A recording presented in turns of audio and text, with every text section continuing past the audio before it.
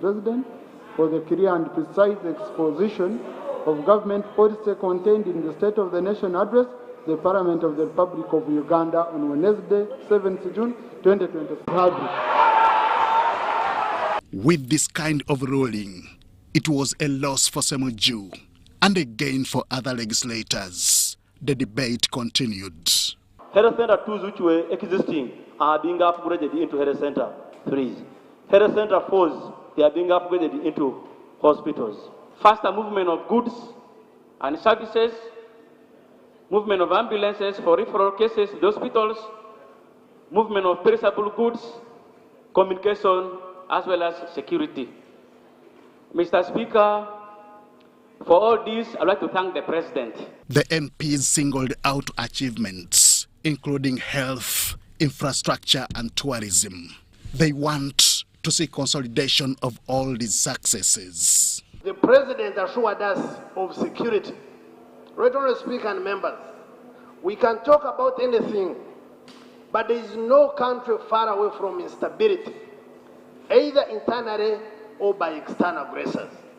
As from Mount Elgon Zone, we are ready and willing to work with government closely in the process of resettling our people in safer ground. Achievements may be there, but more is needed. Fisheries is one other sector that legislators want government to give priority. The President clearly indicates that fisheries subsector brought to this country 166.9 billion shillings, which means this is a gold mine. I would implore the ministries of defense, security to take charge. There's too many illegal guns within the country. The deliberation, which was not conclusive, was meant to end at 3 p.m. Are we proceeding very well in terms of time management since it is now 3 p.m.? Thank you, Honorable Professor Mushemeza, and for the kind reminder, debate suspended to tomorrow. President Yoweri Museveni delivered the State of Nation address on Wednesday, 7th June 2023. All these plans, 6% rate of growth, this one, they are all assuming we remain a raw materials producing country. The debate by Parliament on the same continues on Thursday this week. Henry Okrut, UBC. Queen Dorothy Amolo has publicly declared her interest to run for presidency come 2016. Amolo, who also contested and lost the Oyam South parliamentary seat to Minister Betty Amongi and recently pulled out of the current Oyam North by-election, has shocked the electorate by her unprecedented revelation of her plans to unseat her very own party boss, President Yoweri Museveni. Amolo, who ironically hails the president's exceptional performance, says her early declaration is to embark on a countrywide mobilization to overhaul the ruling party system.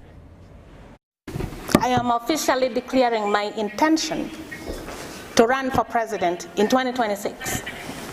And I'm going to do this under the NRM party. Queen Dorothy Amolo, known for her investments in America, has in a rather dramatic U-turn made an unprecedented declaration to unseat her party chairman President Yoweri Museveni Kagota as president come 2026. Amolo in the past participated in several parliamentary contests and lost. In 2021 she lost to Gender Minister Betty Amongi and recently was also defeated in the NRM primaries in the race to replace fallen Labour Minister retired Colonel Charles Okelingola. I went through that entire schooling for 1 month and now I know better. But I'm not running away from the NRM party. If we need to fix this country, it's NRM that is in government. If you want to fix corruption, you fix corruption inside the party that is leading the economy. So that's the reason I am going to run under NRM because I have already been schooled. Appearing for a press conference this morning in the company of her American fiancé Lira, Amolo says the early declaration is to embark on a countrywide mobilization. She says the country requires a complete overhaul, beginning with the electoral system. And I know the next few months are going to be challenging, but I am ready for it. I have prepared for this moment for the last 13 years. I agree with Queen Dorothy. I think change is needed. We are still on by-elections. Then you get out and instead you say you are going in for presidential. Under which political party? Every political party, I think, has a way of handling its things. If she's coming under NRM, he or she is coming under NRM, sorry, the time is not yet. And I think that's premature. We have to fix the party first. This is the party that is ruling the country. But if the party is rotten, we can't be running away. I don't run away. I stay, even when there is trouble. Since last year, President Museveni has received a lot of support from across the country, with the majority endorsing him as the NRM sole candidate for the next general election. Amolo, however, insists her journey to presidency has started with a grassroots mobilization. Ediolwa, UBC News. Now, ActionAid Uganda, in collaboration with various civil society organizations, has launched the National Citizens Integrity Awards to recognize and honor individuals who have demonstrated exceptional dedication in combating corruption. During the event, the country director for ActionAid, Xavier Ejoyi, emphasized the urgent need for President Yoweri Museveni to take decisive action against those implicated in corruption, particularly in the notorious Mabati saga. The Inspectorate of Government's Corruption Costs Report for 2022 revealed losses of at least 9.144 trillion shillings for Uganda, attributed to corruption in both the public and private sectors. ActionAid Uganda and other civil society organizations have taken up the vital mission of promoting the fight against corruption by acknowledging and commending public officials who have exhibited unwavering integrity in serving their communities. Xavier Ejoyi urged President Museveni to take strong political measures against politicians involved in corruption scandals, particularly in the case of the Mabati saga. We're expecting political action, we're expecting prosecution, but we're also bringing another dimension and say, let's not give too much attention to these corrupt. Let's now bring in those who are exonerated or they are practicing their trade with integrity. That is what we are bringing here, because we're trying to advance that moral authority argument to make sure that we complete the cycle from a criminal, political, and moral point of view. Xavier stressed the importance of holding the culprits accountable and expressed dissatisfaction on how the inspectorate handled the National Social Security Fund report. Money has been stolen, it must be recovered. So we are happy if money is being recovered. That is really good. But what message does it send if to say that the one who you said lost money actually has no fault? It does not add up. But as I said, I don't know how the IG investigated and came to that conclusion. Christine Biringiro, the program manager for Uganda Debt Network, emphasized that award ceremony would empower communities to vote for the most deserving candidates, including public officers and government contract holders. And we also call upon citizens to support us and identify these men and women of integrity so that they can be rewarded for their efforts. The event will be organized into 3 distinct categories: frontline service providers, management, and political obligation. Each category aims to acknowledge exemplary individuals who have consistently upheld the highest standards of integrity in their respective roles. Sudat Kaye, UBC News. Now, State House Uganda has today kicked off a strategic campaign to enhance the livelihoods of the fishing community in Wekwa district through alternative income generating activities. The exercise is spearheaded by the private secretary to the president in charge of the youth, agriculture, innovation, value addition and export promotion, Dr. Hilary Emamsoke Kisanja. President aita mu State House controller okulaba nti kaka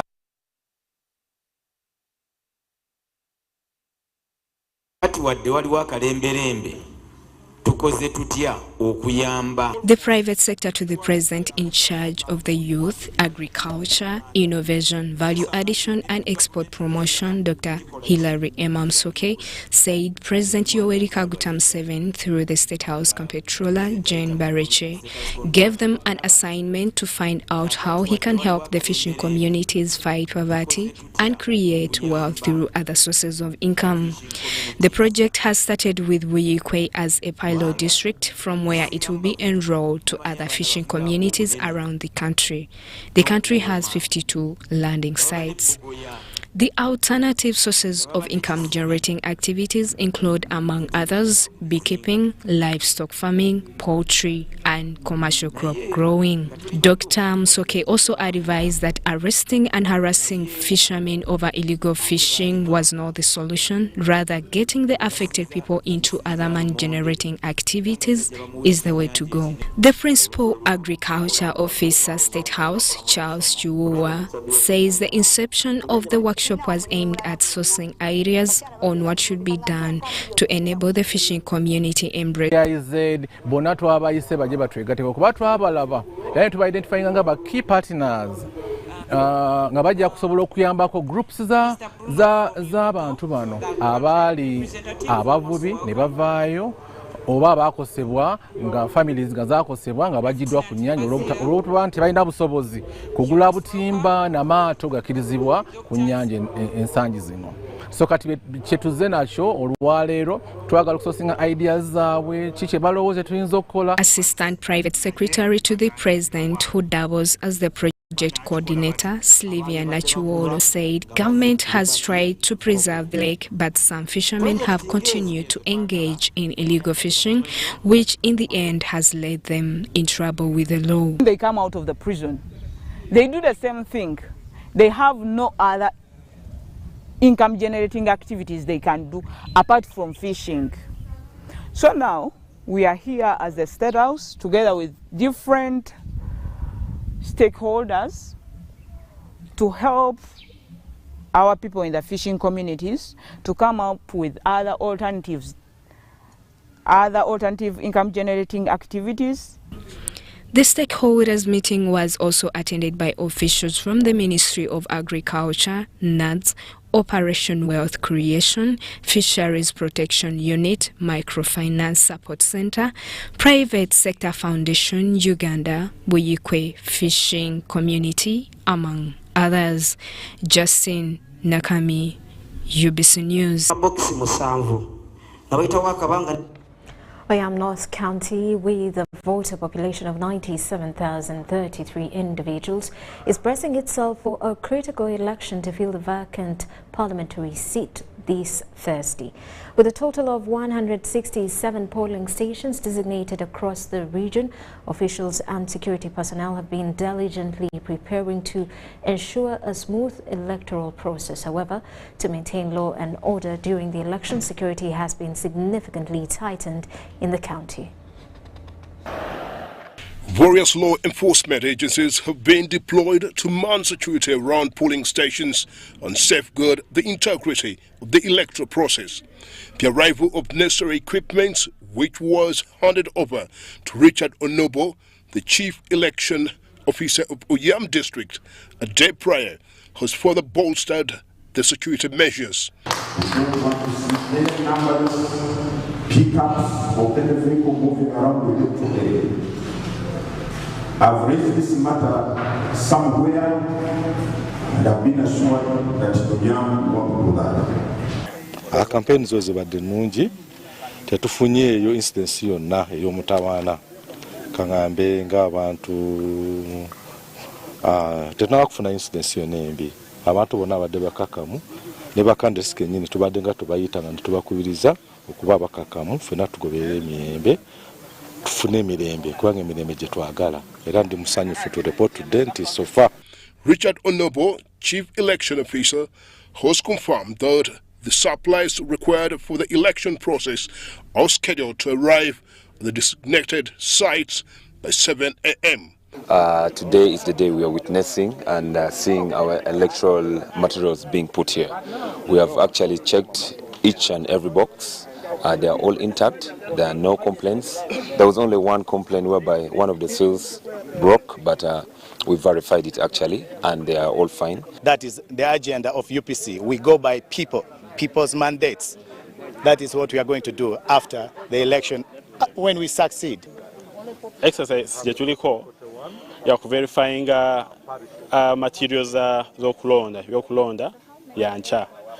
Tukimanyi nti ku stage eno kati tewali buzibu ku luno budde naye tumanyi nti ebizibu biva ku polling station ng'abantu batanze okulonda. SP Patrick Jime Okema, the police spokesperson in North Kyoga, has also confirmed the increased security presence in the area. Today is just implementation of our plan, putting everything to see that who belongs where should be. Of course, we have 6 sub-counties and 2 town councils. All these places are going to be covered with commanders who will be deployed to man all these places. We are not working alone, we are working with other security organizations as enshrined in the Constitution, Article 212, that give us room to work together with other security organizations. As anticipated, builds and preparations reaching their climax, Yam North County stands posed to demonstrate the power of democracy on Thursday. Parliament has rejected a proposal to introduce pre-internship examination of all potential medical interns as recommended by the Parliamentary Health Committee as an avenue to enhance quality assurance in the medical field. Now, the Parliament MPs say that such a move would suffocate the education system. Parliament unanimously agreed that government avails 70 billion required to finance allowances for the medical interns and senior health officers in the financial year 2023-24 before completing appropriation. The report adopted was after a petition by the representatives of prospective interns was referred to the Health Committee of Parliament. 901 interns were allocated to 58 internship centers, but unfortunately the move did not succeed after government lost touch with the finances. The relevant ministers of finance and health should have immediately said this is not possible, so that they find a way of handling this matter. This prompted respective bodies to petition relevant authorities, including Parliament, to seek for attention over the matter, which has put the health facilities at a risk of deteriorating. The few doctors who are there are overburdened. You find people who are stuck in the corridors with patients. The Health Committee of Parliament investigated the issues and this afternoon reported to the August House. The report pins the Minister of Health for not availing enough information to the medical interns and also failure to fully implement a presidential directive to address the discrepancies in allowances of medical interns by paying them half of what is paid to fully appointed entry-level public officers, respectively. Although the report wants Minister of Health to always ascertain the number of interns at respective training institutions for proper planning, the MPs have questioned the sustainability. This also calls for a review of the higher institution loan scheme. I actually had come up with a motion which I provided to the Speaker's office, and that motion did not come to see the order paper about higher education financing. We cannot determine how many interns we shall have until they have graduated. For people who have been in medical school, you know that some people don't finish right on time. A recommendation by the Health Committee to introduce pre-internship examination of all potential medical interns, as recommended by the Parliamentary Health Committee as an avenue to enhance quality assurance in the medical field, was rejected, justifying that the move would suffocate the education system. Now those are 3 sets. Exams to become to deep graduate, exams for pre-internship, now exams after internship. These universities have got minimum standard and requirement, and they have a curriculum that they teach and which has been approved by the National Council of Higher Education. And all these universities, once the students come out, they are not subjected to pre-internship exams. So we have bodies, government bodies in charge of quality assurance. The moment they were introducing pre-entry at LDC, they didn't come here. They never came here. When they were introducing pre-entry at Makere, they never came here. In the national budget for financial year 2023-2024, only 10.23 billion shillings has been provided to cater for the allowances of medical interns. Yet the incoming 1,901 interns require a budget of 54.60 billion, while senior health officers require 25.85 billion, leaving a shortfall of 70.22 billion altogether. So the committee observes that the allocated funds can only run the internship program for 1 month.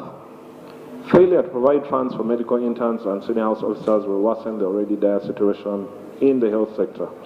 The Deputy Speaker Thomas Taibo has given government 1 month ultimatum to present an action report.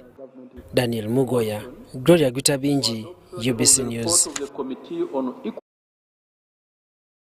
Road users in Kampala have asked government to prioritize improving the state of roads before imposing hefty fines on traffic offenders. This follows the new traffic and road safety law, which imposes a hefty penalty of 2 million shillings to motorists who fail to comply with the recommended traffic regulations. In a direct conversation with road users, our reporter had divided reactions on the new traffic law. Let's take a look.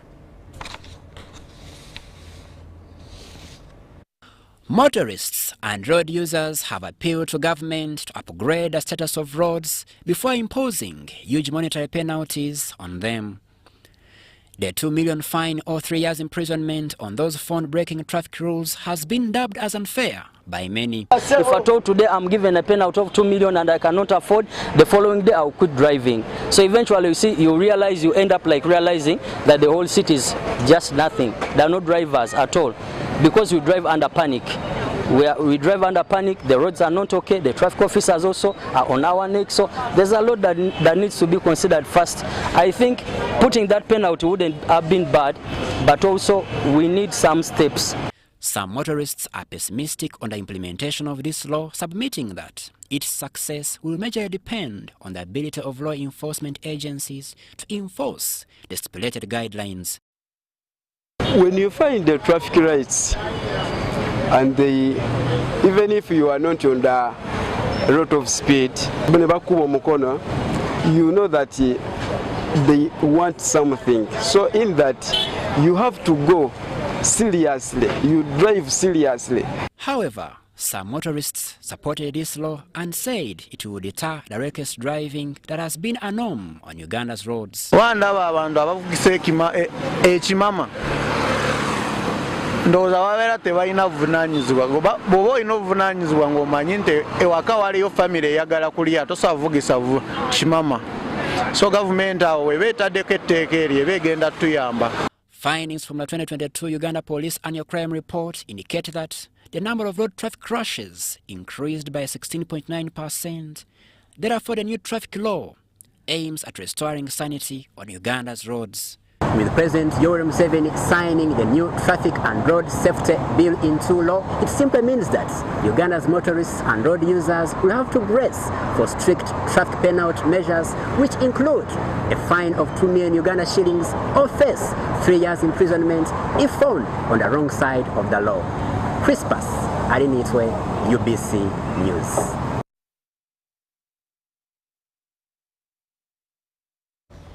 The inadequate worker protection is being attributed to the ineffectiveness of the occupational safety and health policy, as well as laws such as the Employment Act of 2006 not being harmonized.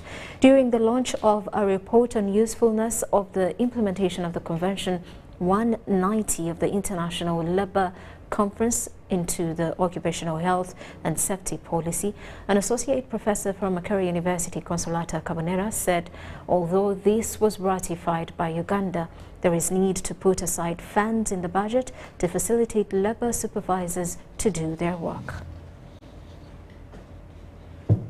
Development reveals that government ratified Convention 190. However, lack of awareness is the biggest contributor to sexual harassment, since people do not know their rights. I would say that we do inspect workplaces, and you find that they do not have the sexual harassment policy as a policy or a committee, but they have something small written in the manual. We always advise that they come up with these policies on their own. Because Associate Professor of Makerere University, Consolata Kabonera, expresses the need for government to invest in implementation of the ratified convention and other laws on occupational safety and health at the workplace. Freezing the budget for the Ministry of Gender, for the Labour Office, to make sure that they actually go down onto the ground to ensure that they monitor what is happening within the workplaces, they monitor whether the implementation is taking place. Although there are different types of violence like psychological and emotional at the workplace, sexual violence is the most form of bullying, with doctors harassing nurses in the health sector, lecturers harassing students in the education sector, and seniors harassing juniors in the energy sector. This problem of harassment, when there is a law, it helps then ground, it gives everyone grounds to avoid such mistakes. We should avoid being idle, because when we are idle, we can start the stories which can lead us into harassment and in bad manners. So in those private rooms of ours, like examination rooms, we need to make sure that we occupy ourselves by reading patients' files. These cases of sexual harassment go unreported because the vice has been normalized and victims fear retaliation, lose their jobs, or even hurt others. The implication of showing evidence is also a problem. That's why people fear to report such cases. It's about rape. The issue of sexual harassment is not about dressing code, it's about emotional mentality, and it's actually about emotional intelligence. We know that there are women who actually dress indecently, we condemn that. But that is not justification for anybody to take advantage of somebody against their will. The report recommends that workers' unions champion activities to drive sexual harassment out of the workplaces. I'm Nafka Farida and Dan Lugimwa in Kampala. Now, government has purchased land approximating to over 700 acres in Gomba district for residents evicted from land over one Waswa Peter, a businessman from Kampala city. The over 12,000 residents to benefit from this initiative are in the areas of Chinoni in Gomba district. Now, the handover ceremony of this land has been presided over by Lands Minister Judith Nabakoba. Following years of waiting and outcries by residents in Gomba district, the government of Uganda, through the Ministry of Lands, has bailed out a one Waswa Peter and taken over his 700 acres of land, and now to be transferred to over 12,000 tenants.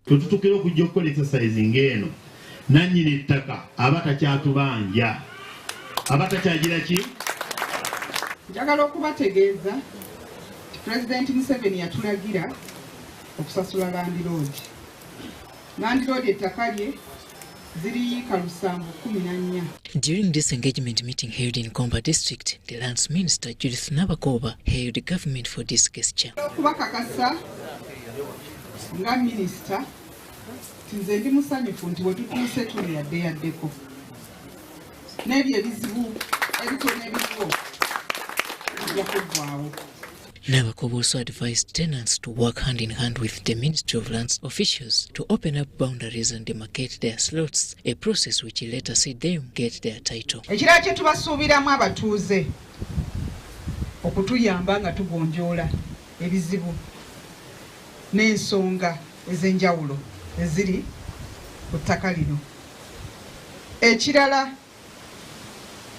provide demarcation materials for the boundary marking. Judith Nabakooba also tasked the Ministry of Lands to set up a communal land tribunal committee to iron out any possible shortfalls as regards to the legal transfer of this land. Kirala local government kye twagala kaawo, the technical team, the district staff surveyor, physical planner, environment officers, they should be involved in this activity.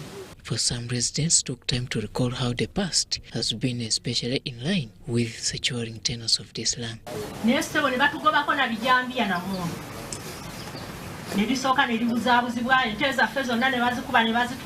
Kakati naye ennaku zino tubadde tuteredde naye ennaku zino era banneewerera mbuze mbalemesezza baagala kunzita. Tusaba aba officials ba government bakyuseemu bo bennyini babasindika okukola emirimu ate be bawagira abagagga okutugobaganya. The secured land houses over 5 villages and thus Nkware, Kitemu, Kisaka, Kome and Insasi. The interest of government in so doing this is to create harmony among communities and spare time for developmental activities. Robert Nyango.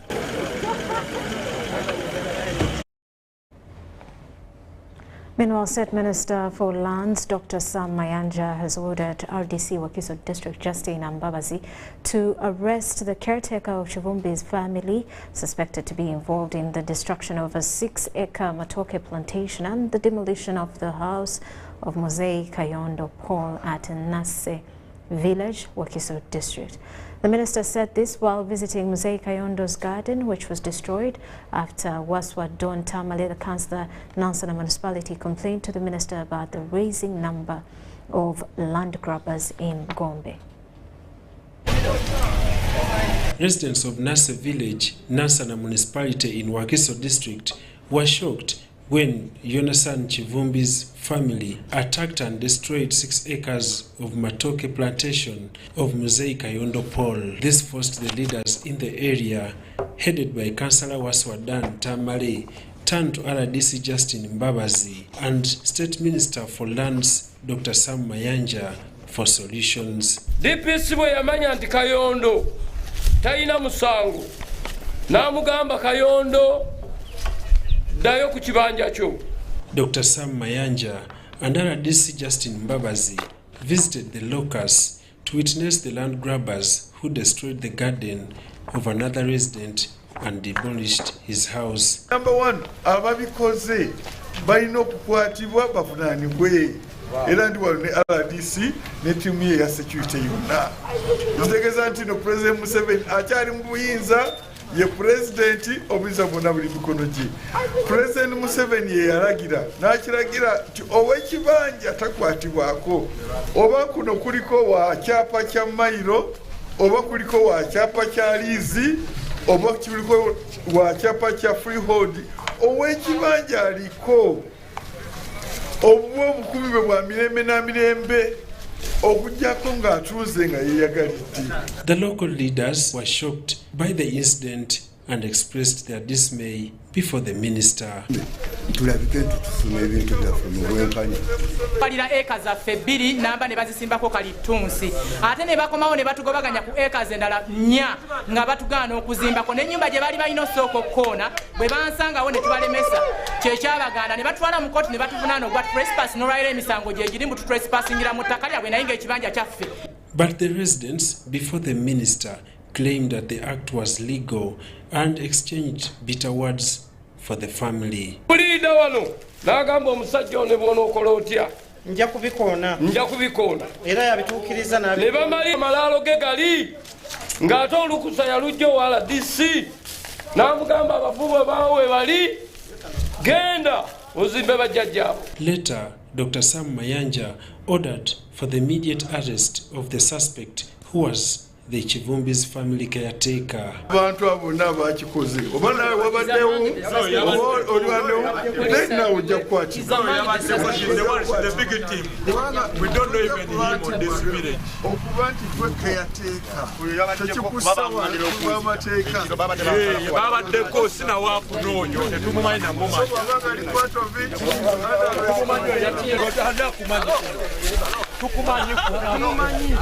Bitooke byo byonna binaddamu kubirongoosa genda mu maaso.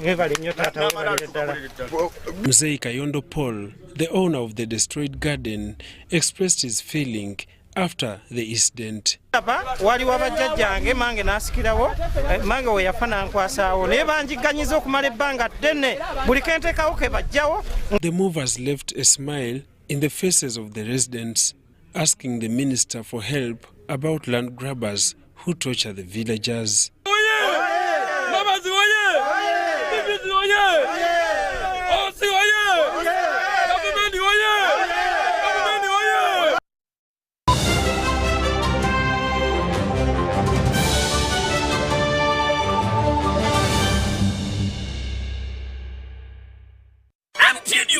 Uganda waranji baktusako manrane chikona tena tekobo seko season yakuna savu July kuma Mount Papa's Hall usasule kwa MTN mobile money usasula gumu chitundu MTN usasule nega ngome tano nika sistemu kagatano stamu enda munana hasha kwa MTN ufune tiketi yokati wabula kumliango usasule mitwale ibiri yepe mitwale tano ate meza ya milioni biri munana July kodi ni hotel mkono mwenda July Nikan Resort Airways 15 July France Africa Jinja Habili mbili July Maria Flema Saka Habili mwenda July Afro Club Eka Sangati ate yoyo noku yingi na mutualo wafujini dwa musente Talent Africa Victoria University Suzu Property Consultants Pepsi Max Uganda Warranty Ne MTN.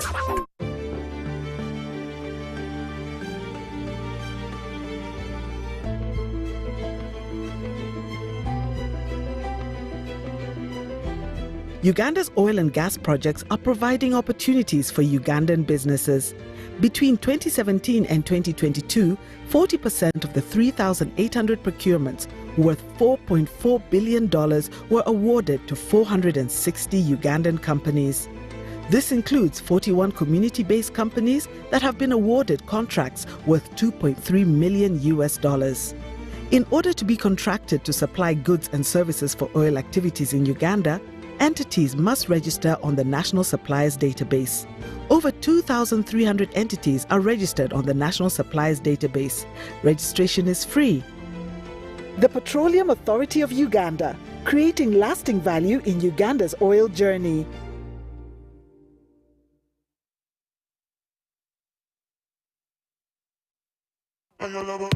This is the University of Africa. On the streets, you get your real education. Here, everybody has a degree of something. But the most important qualification is imagination. His reason is to be the GOAT. The reason to imagine is to take the beat and make it lit.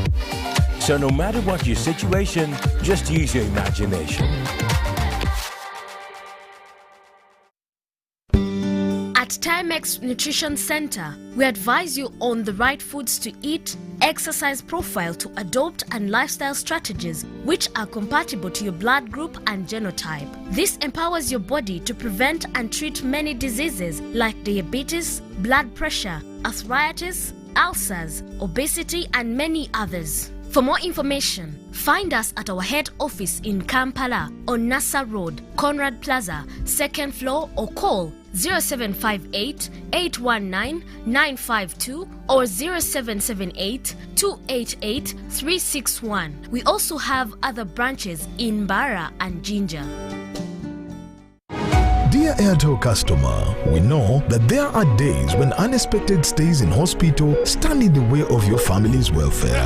That is why Hospital Center is here to give you up to 100,000 shillings every night you spend in hospital. Hospital Center also offers up to 4 million in funeral benefit. Dial star 185 star 7 star 6 hash to purchase Hospital Center on Airtel Money for as little as 1,000, 3,000 or 5,000 shillings a month. Your cover for the first 1 month is free. Hospital Center is underwritten by Prudential and powered by Turaco. Prudential and Turaco are regulated by the Insurance Regulatory Authority of Uganda. Airtel Money is regulated by the Bank of Uganda. Attention coffee farmers, traders and processors. Uganda Coffee Development Authority has important advice for a successful harvest season. Pick only red farm cherries to achieve good weight and high quality coffee.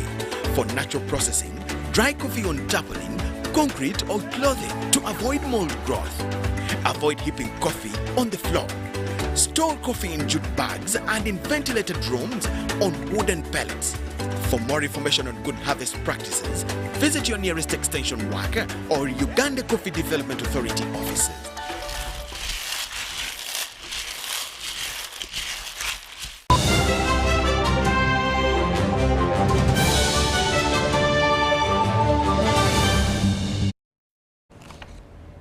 Welcome back. You are still watching News Tonight. Government has pledged its commitment towards safeguarding Ugandans from the ADF attacks.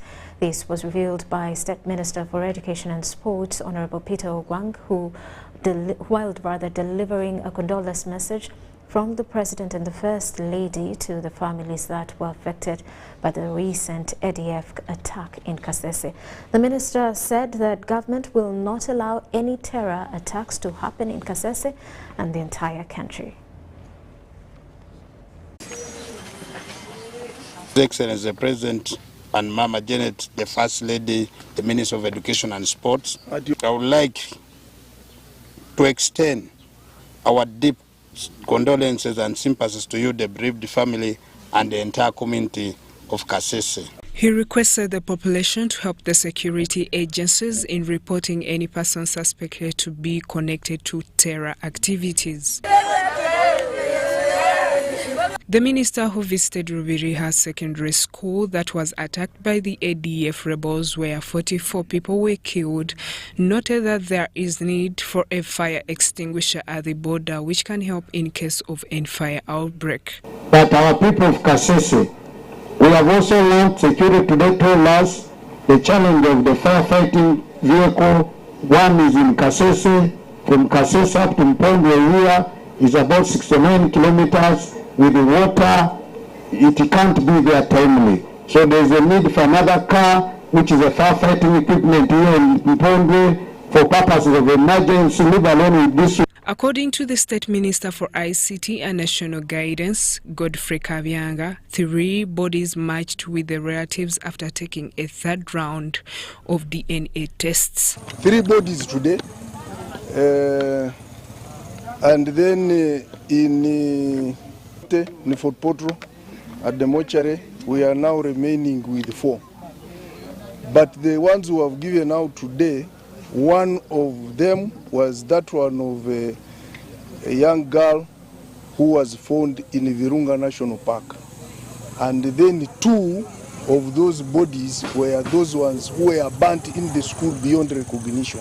He said that now 4 bodies remain unclaimed, but the government will continue to facilitate another round of the DNA tests until the body matches with their genuine relatives. The Cabinet and the Parliament of Uganda share with you, the bereaved families and the people of Kasese, the feelings of the great loss at this time of deep sorrow. Muhindo Lebu, the grandfather to the girl who was recovered by the security operatives in the Virunga National Park in DRC, say that as family they now feel relieved. As a family, it gives us comfort, psychological comfort, burying your own than hanging, because you never know till when will this person appear. But now that you're going to bury her, to us it is enough, because we have buried many. In condoling with the grieved families, government has supported each family with 5 million shillings to help in the burial arrangements. I'm here on behalf of Mama, the Minister of Education and Sports, and the President to deliver a condolence message, which is a token which government did commit to give to the bereaved families. I have come along with the money worth 5 million each to each of those families, 16 families, whose bodies were identified, and we are now handing them over to the families. To these other families here, some of them had already, their bodies had been identified, they had buried their children, but they had not received this token. What was the challenge? The challenge was the delays from the identification of the bodies from the medical team. So that is also technical, which I don't want to blame anyone. So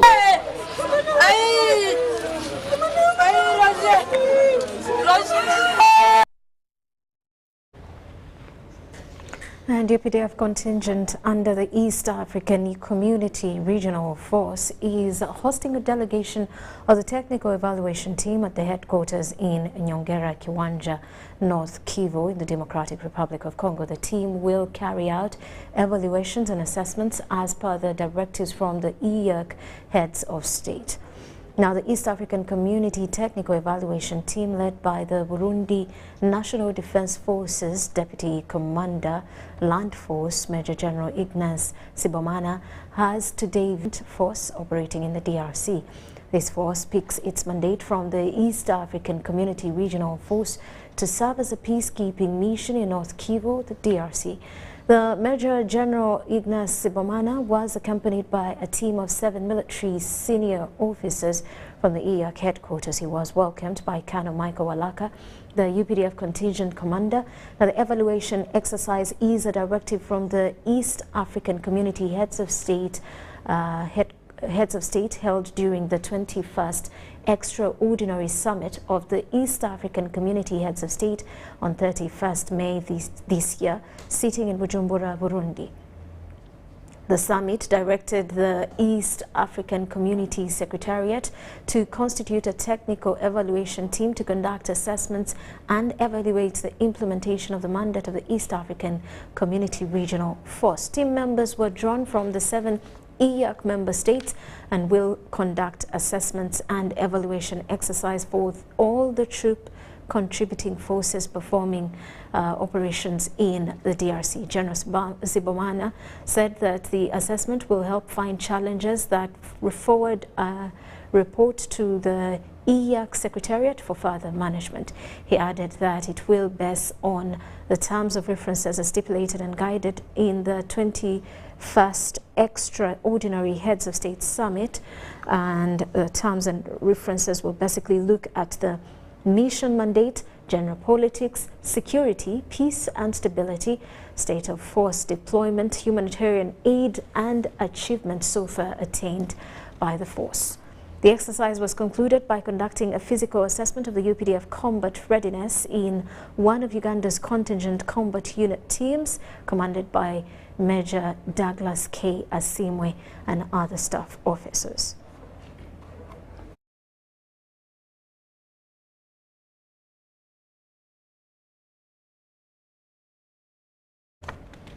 Now, garbage companies, collectors and garbage truck drivers have appealed to government and Kampala Capital City Authority to rehabilitate roads heading to Kitezi dumping site, or else they quit the service. Isaac Katurebe, the executive director of Home Clean Company, says they have frequently engaged KCCA about the issue, explaining to them how it affects their operations. A 2019 Kampala Capital City Authority KCCA report estimates 1,500 tons of waste is produced per day in the city alone, with food and yard waste being the most generated.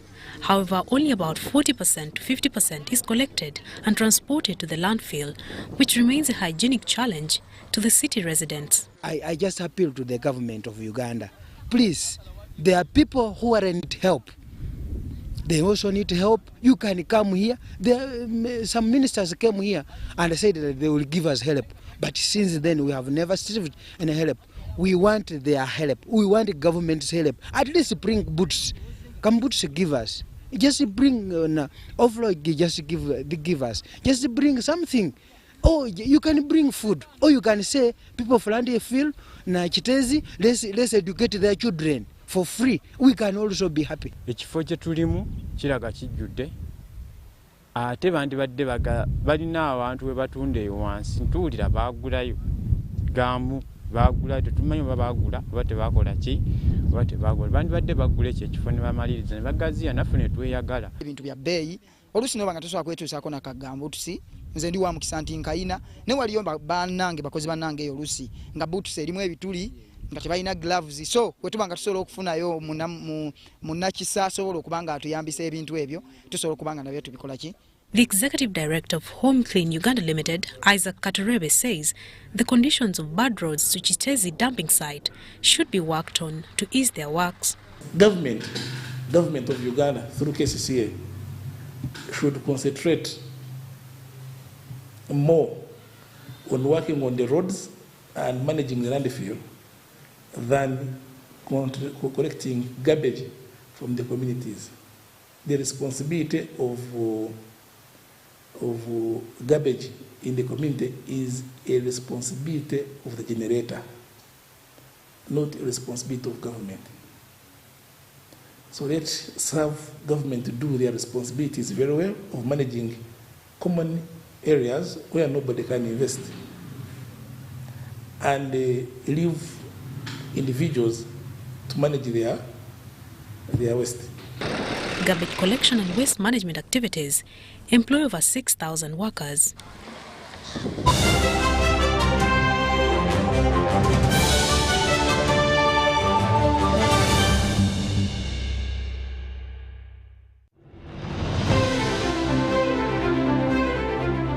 And in talking news, MTN has improved on their data voice bundles. You can now call across all networks for the same price. We've talked to several eyewitnesses on the ground, and this is what one of them had to say.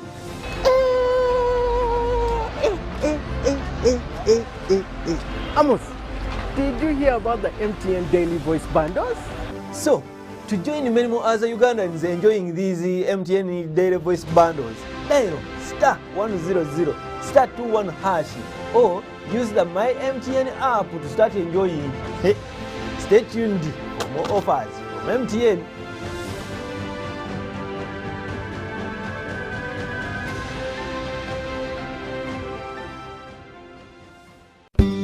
At Timex Nutrition Center, we advise you on the right foods to eat, exercise profile to adopt, and lifestyle strategies which are compatible to your blood group and genotype. This empowers your body to prevent and treat many diseases like diabetes, blood pressure, arthritis, ulcers, obesity, and many others. For more information, find us at our head office in Kampala on Nassa Road, Conrad Plaza, 2nd floor, or call 0758 819 952 or 0778 288 361. We also have other branches in Bara and Jinja.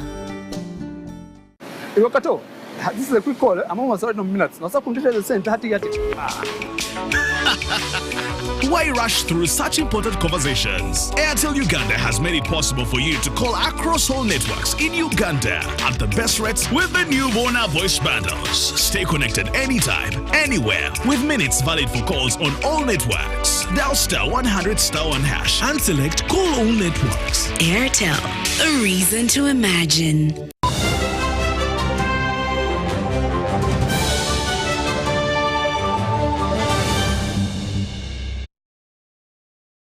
And now in business, Dr. Gladys Kalema Zikusoka, Uganda's first wildlife veterinary doctor, has unveiled a memoir on her life protecting the critically endangered mountain gorillas. In her memoir, Dr. Kalema, who has won countless awards and prizes, highlights the importance of conserving gorillas.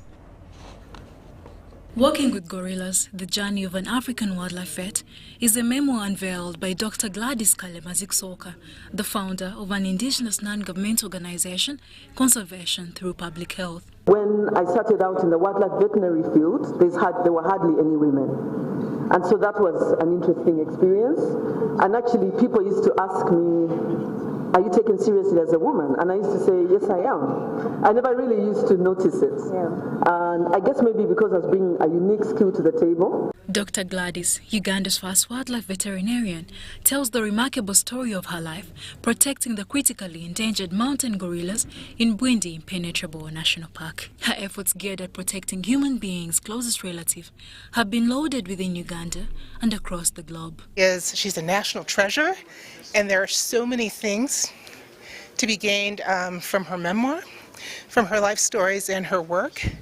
The importance of conservation and what it means to a country's development, the intersection between animal health and human health, and how we all can play a role in safeguarding Uganda's biodiversity. We should all congratulate Gladys for her outstanding vision and courage and determination to continue with her gorilla conservation work despite the many challenges she and her colleagues have faced.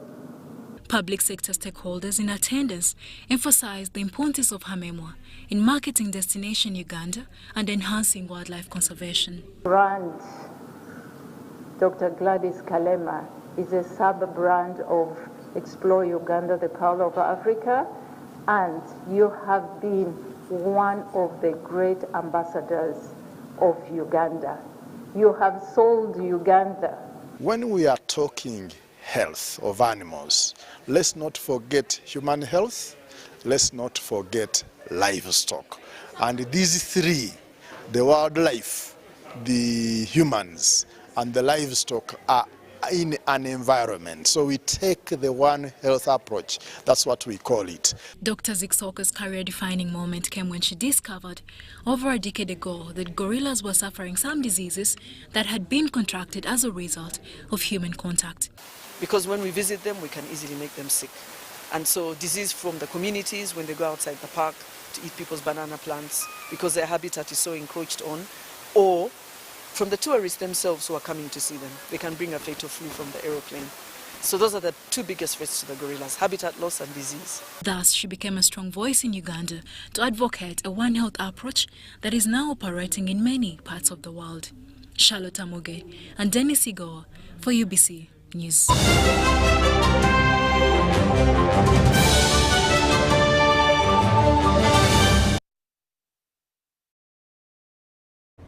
And on sports, 8 countries from the region with over 100 players will take part in the 25th KVC International Volleyball Championship that is slated for the 4th till the 6th of August this year at Lugogo Indoor Arena.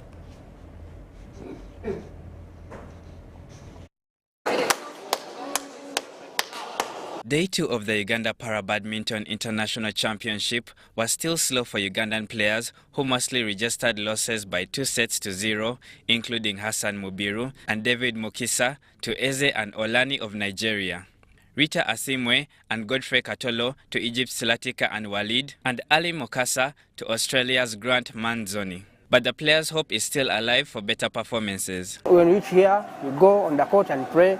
So the way I pray, I'm very happy. I heard the total is 37 points, and I'm proud of it. The biggest volleyball event that collects over 100 top players in the region is back.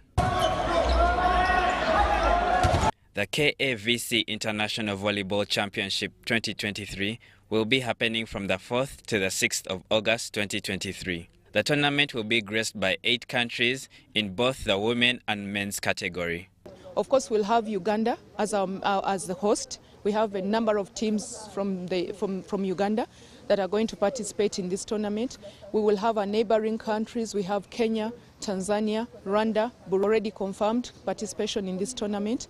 And we will have South Sudan and Congo joining us as well.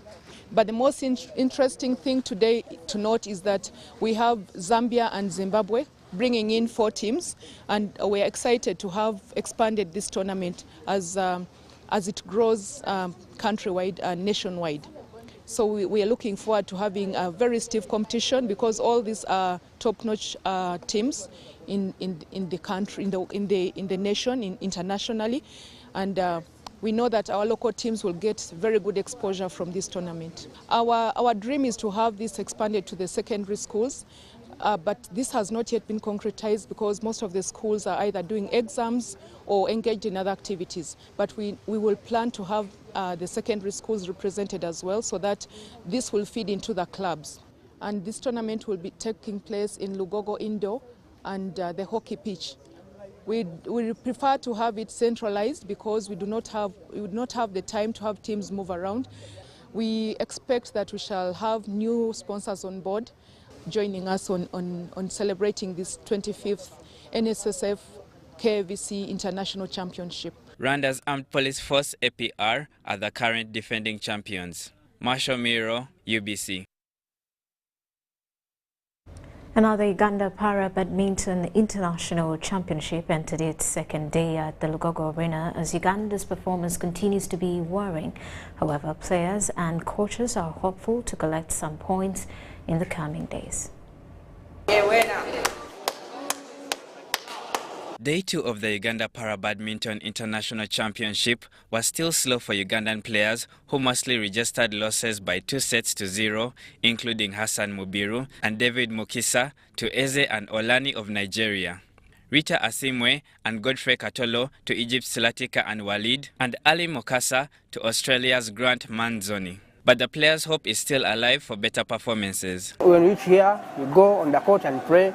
So the way I pray, I'm very happy. I had the total easy, 37 points.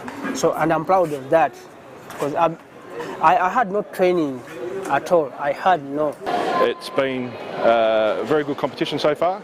It's a level 3 competition, so it's good. You get a complete mix of players here. You get some of the world's best, some that are up and coming. It's a pretty good court to play on. The shuttle is very, very fast here.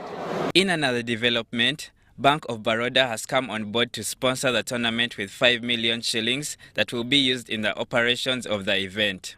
Bank of Baroda has been associated in this endeavor for quite some time, and accordingly we will continue to remain not only associated but also increase our association, take it forward for.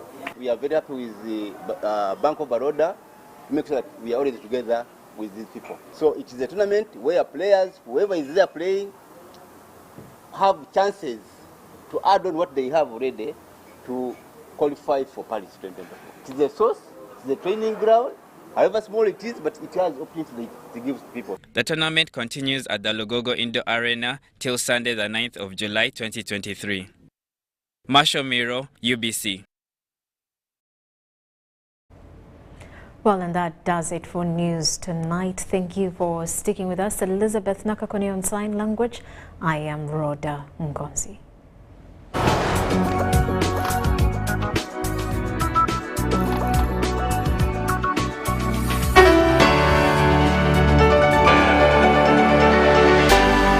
UBC, inspiring Uganda. This isn't just a girl. She is the future. This is a teacher, a doctor, a community leader, our future president. She is the hope of our community. And as a community leader, I will talk to others about how we must protect